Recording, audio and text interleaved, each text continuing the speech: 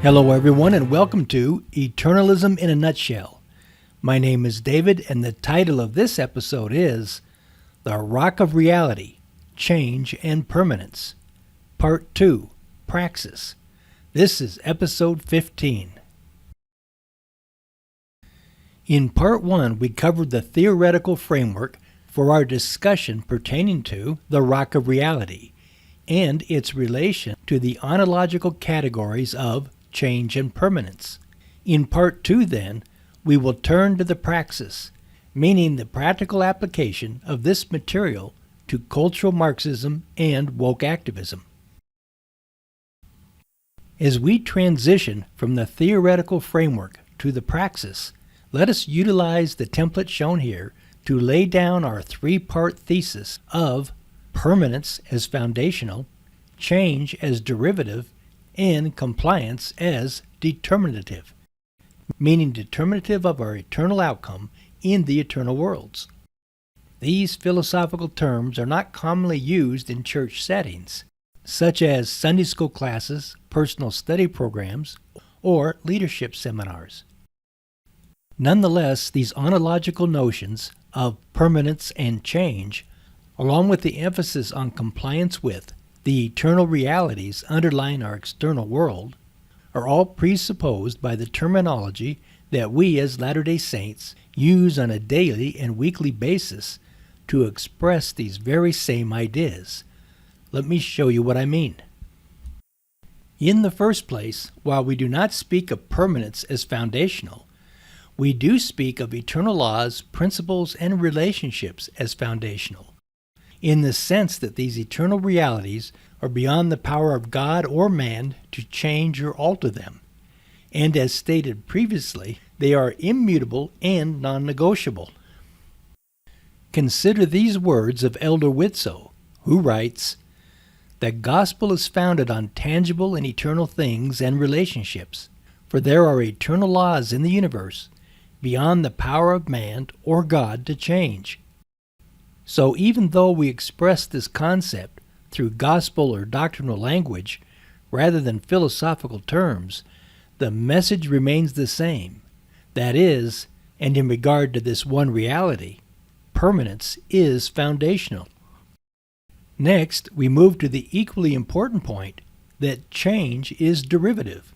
Although we as Latter-day Saints may not use these precise terms, we still presuppose them in our gospel teachings and emphasis on the well-known concept of eternal progression.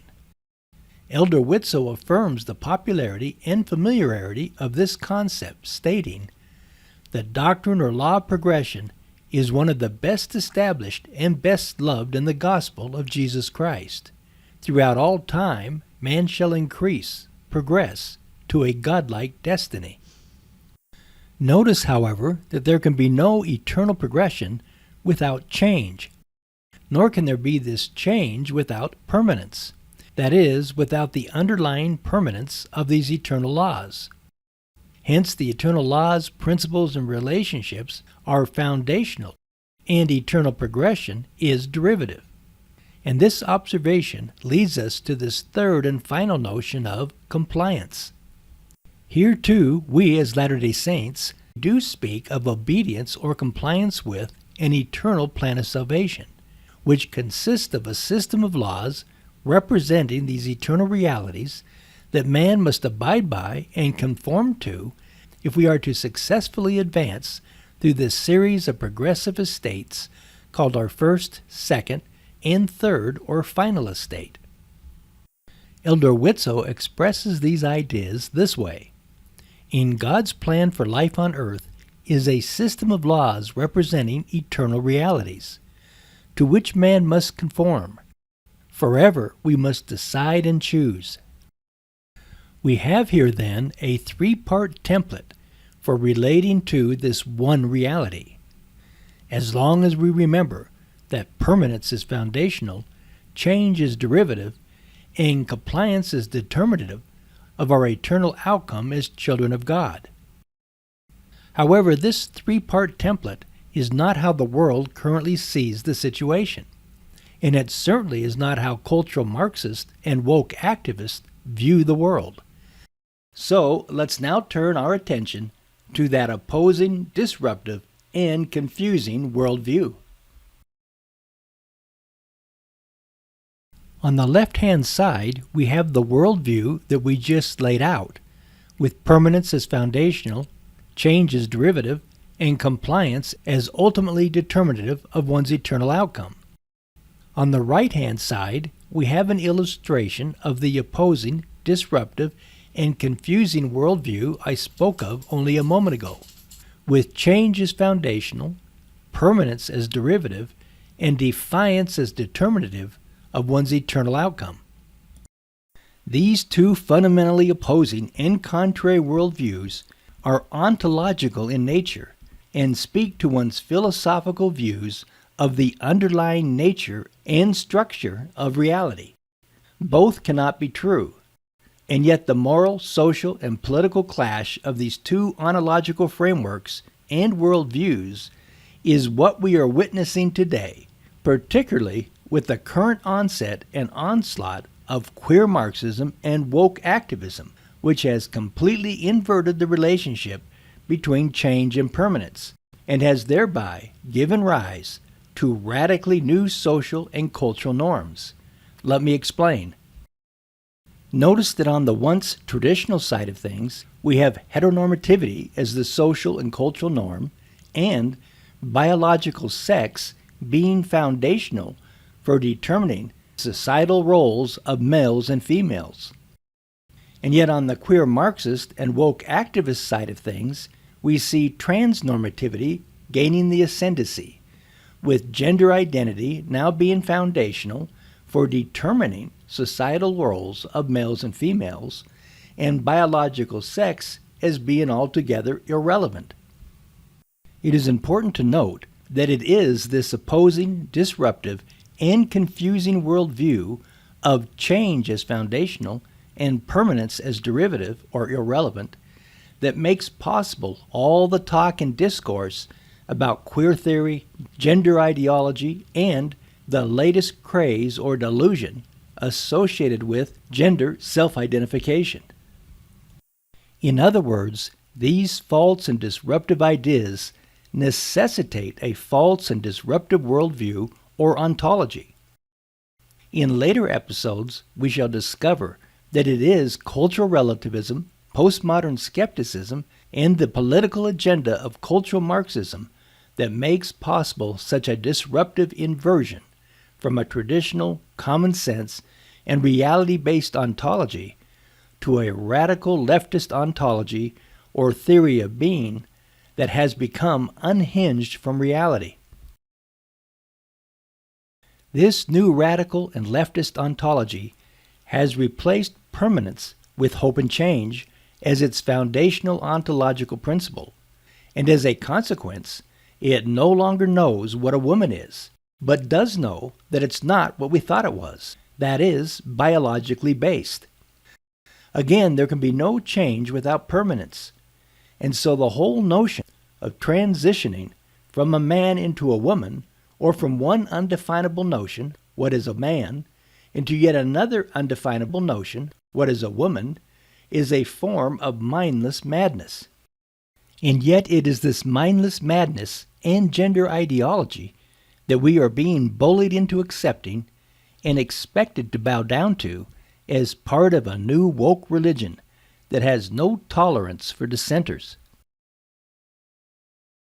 Now you might be asking yourself, what is the role of the church, or better yet, what is the role of the prophet in these unsettling and changing times, wherein the very sanity of our everyday lives is being called into question?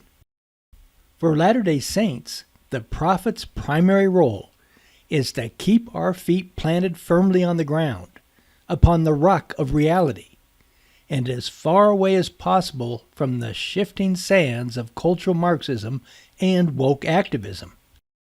How does he go about this?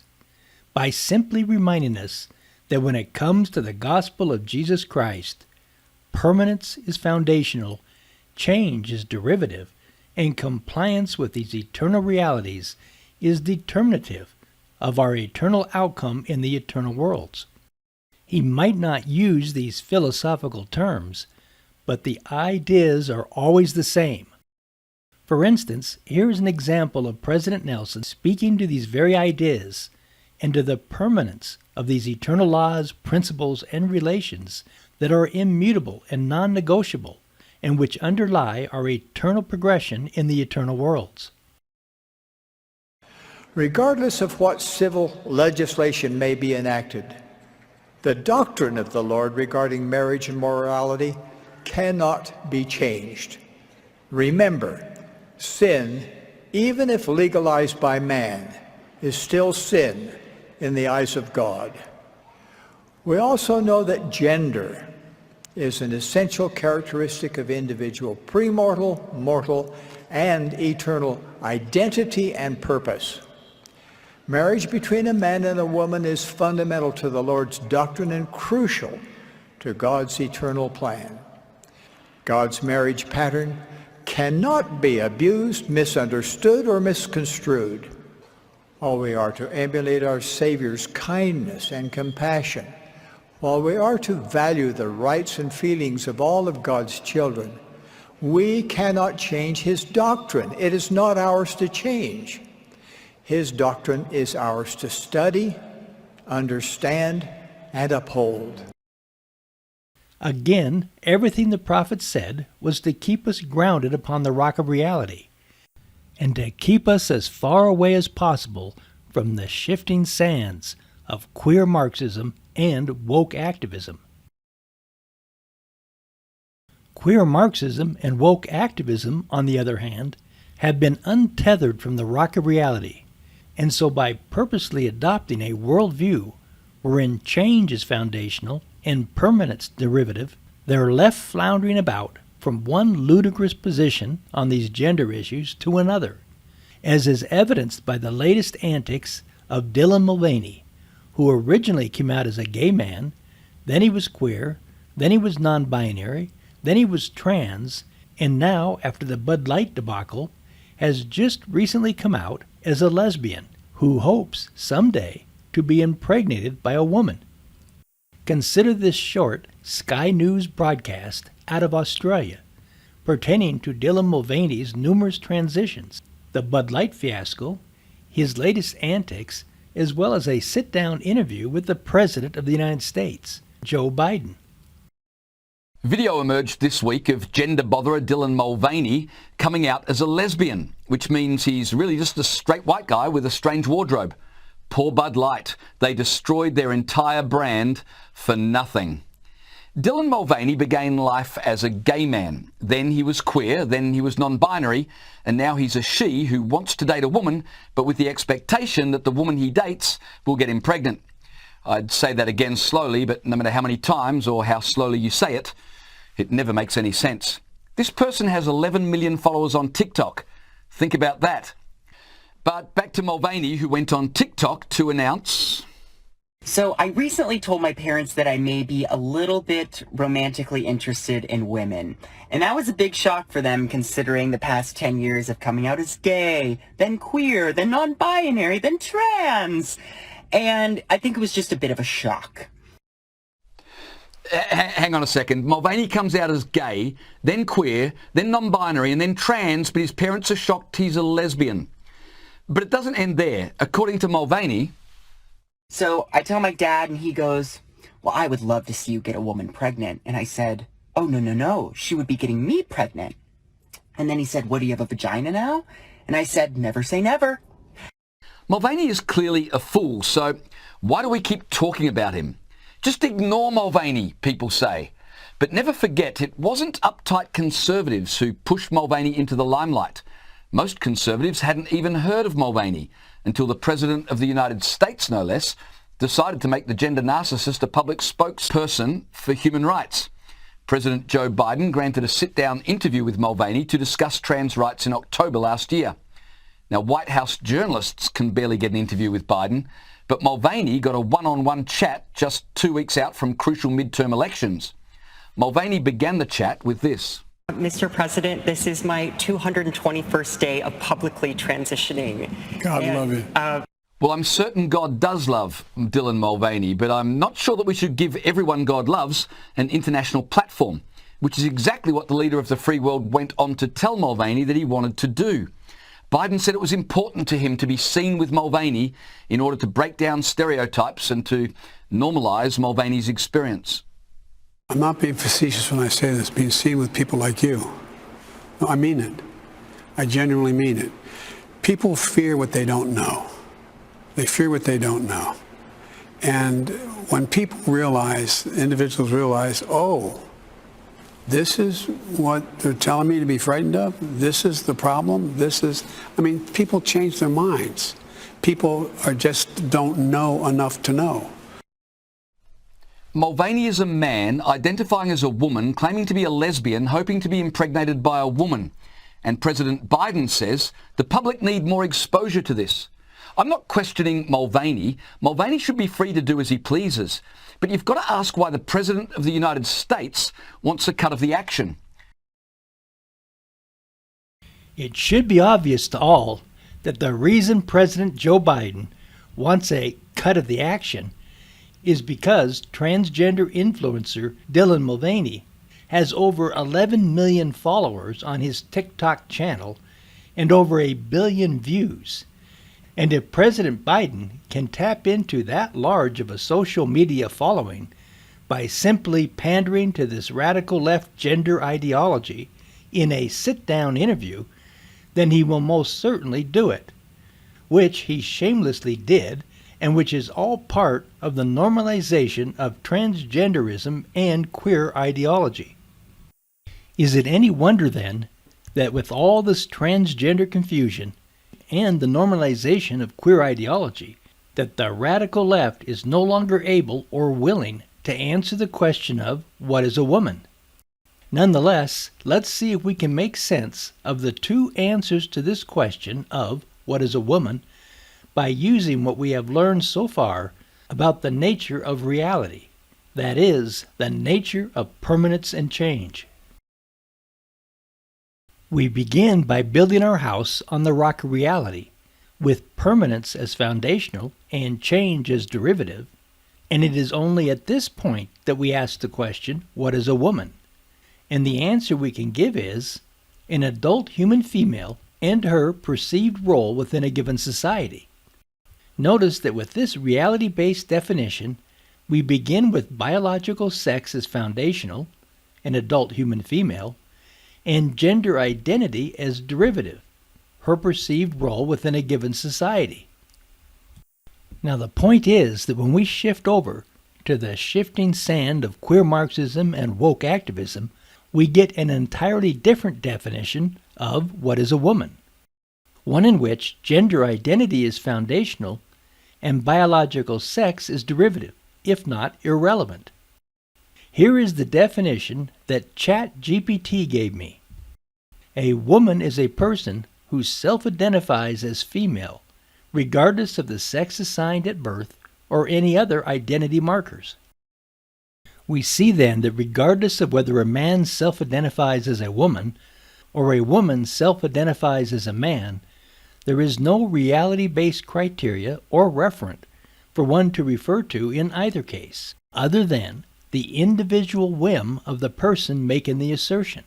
Nor is there any criteria or limits on how many times one can transition back and forth between the two sexes, as long as one declares oneself to be gender fluid. Or, if one really wants to play it deuces wild, one can play the entire gender field by simply self-identifying as a pansexual. This playing it deuces wild attitude should remind us once more of Blair Ostler, the self-declared Mormon feminist and transhumanist who proudly self-identifies as a queer Mormon. Recall these revealing words. I use the word queer as a personal self-identifier. I'm bisexual or pansexual, which means that I experience sexual attraction and desire towards a diversity of genders. In short, I like what I like when I like it. I am who I am, and that person is always changing. It's queer. There came a time in Blair's life when she finally concluded that the gender dysphoria she experienced as a girl growing up was not a mental illness needing therapy, as she had supposed, but was the voice of God calling her to transition. And so, with this spiritual prompting, she immediately called a surgeon, and within a week she was in an operating room undergoing a double mastectomy, and all in an attempt to align her biological sex with her self-image of how she felt inside. The fact that she is now married and has a child has not changed her views nor her sense of self as a pansexual. Hence her queer manifesto, which reads, "In short, I like what I like when I like it. I am who I am, and that person is always changing. It's queer." Here then is clearly an instance of what we have in mind when we speak of change as being foundational and permanence derivative, as well as a clear instance of defiance as being determinative of a person's spiritual journey and worldview. What is often lost in any discussion of queer theory, gender ideology, and self-identification is the growing detransitioning phenomenon that we are now being faced with, and which many trans activists refuse to acknowledge, but which is nonetheless being referred to as transgender regret. What we are discovering now is that on average, trans men, those who transgender from female to male, not only suffer from transgender regret, but actually begin the detransitioning process approximately 5 years after their initial transition. And for trans women, those who transgender from male to female, after approximately 7 years. What we shall soon discover is that the time will fast come when there will not just be hundreds, but literally thousands of young people suffering from transgender regret, and who will become a part of this detransitioning phenomenon. What I would like to do then is just focus on one transition and detransition story. This is the story of Coey Cole, as reported from a New York Post article, and I quote, "When Coey was 12 years old, she decided she was transgender. At 13, she came out to her parents. That same year, she was put on puberty blockers and prescribed testosterone. At 15, she underwent a double mastectomy.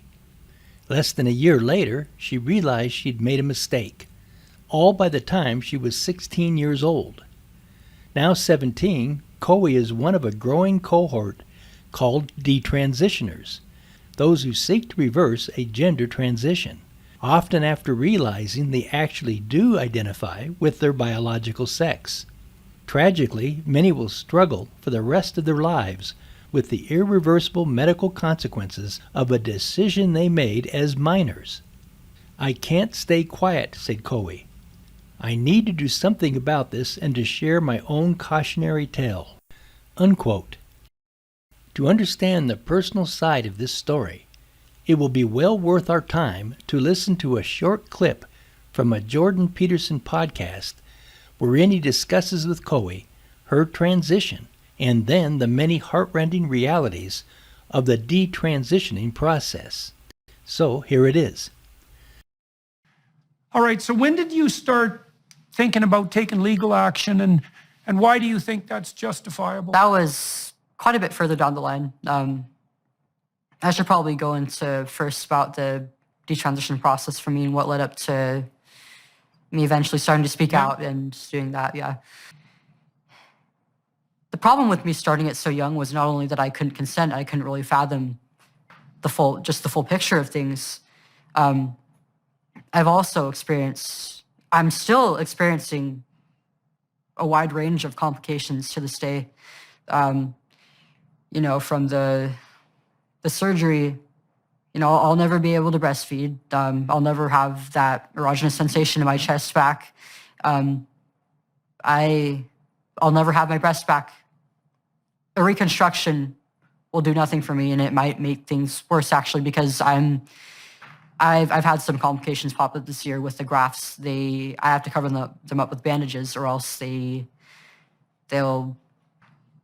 I don't know what's going on with them. I tried to consult my surgeon about it, and he didn't really investigate. He gave me advice that made the complications worse even, and actually temporarily gave me an infection. But I have to bandage up every day so that it doesn't like leak all over my clothing or bedding.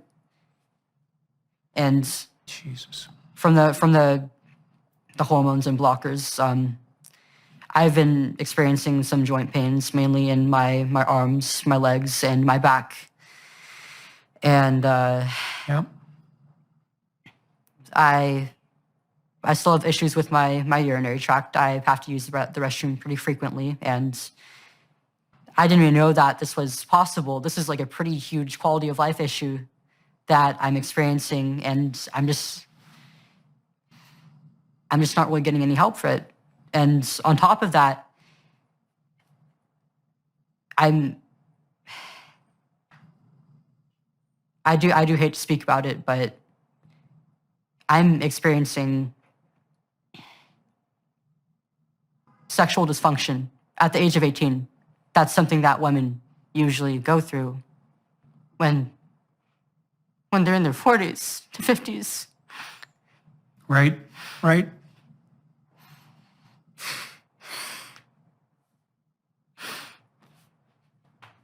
How is I supposed to know?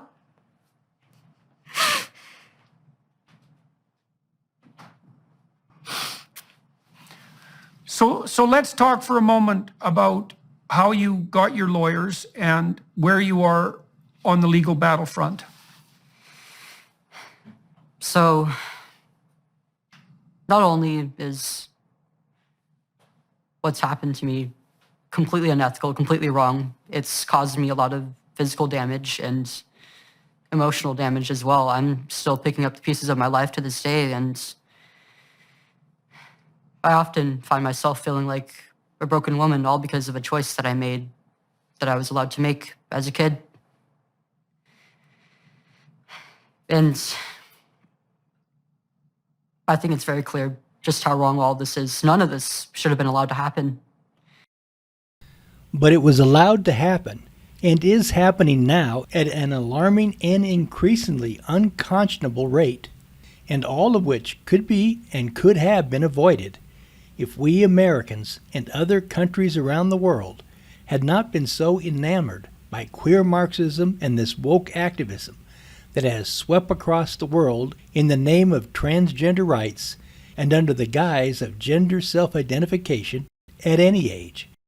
In any case, let us take a moment to map out this transgender regret in relation to our understanding of change and permanence.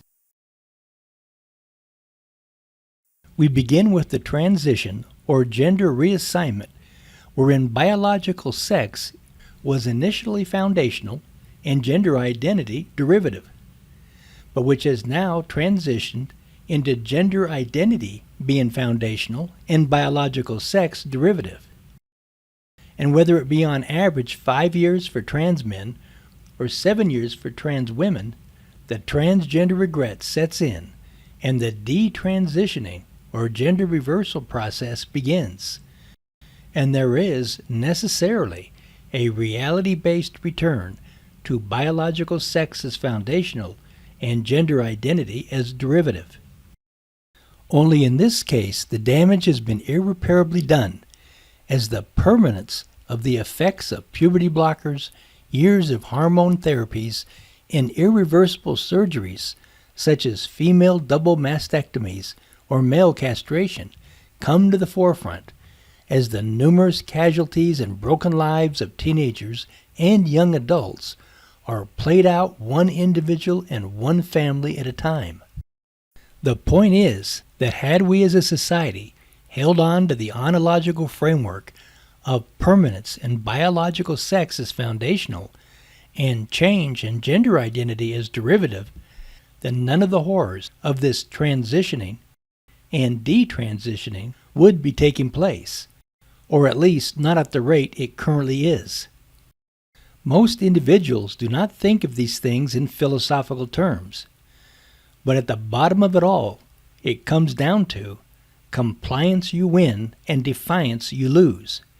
And these poor kids who get caught up in this queer ideology and transgender fad are going to find themselves on the losing end of this philosophical and reality-based issue, wherein biological sex is foundational and gender identity derivative, and not the other way around. To end on a more positive note, we could all win if we would but follow the lead of our prophet, President Russell M. Nelson, whose primary role in these unsettling and changing times is to keep our feet planted on the rock of reality, and who declared to the world in no uncertain terms that marriage between a man and a woman is fundamental to the Lord's doctrine and crucial to God's eternal plan. God's marriage pattern cannot be abused, misunderstood, or misconstrued. His doctrine is ours to study, understand, and uphold. In other words, it is compliance with, not defiance of, these eternal laws, principles, and realities that will result in what is best for all of God's children, regardless of their gender. Thank you for watching. Push the like button if you enjoyed this episode, and be sure to push the subscribe button. Until next time, consider the gravity of these perilous times, and remember that our children and grandchildren are depending on us to get this right, and to leave them a world wherein they at least have a fighting chance.